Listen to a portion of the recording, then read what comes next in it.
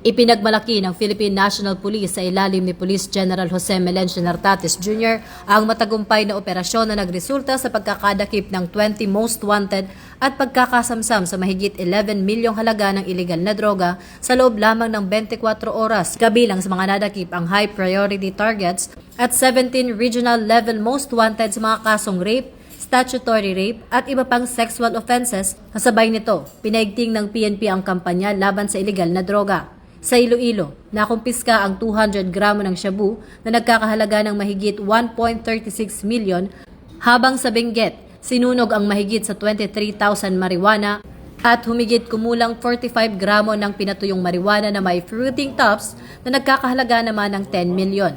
Ito ang bagong PNP para sa bagong Pilipinas, serbisyong mabilis, tapat at nararamdaman.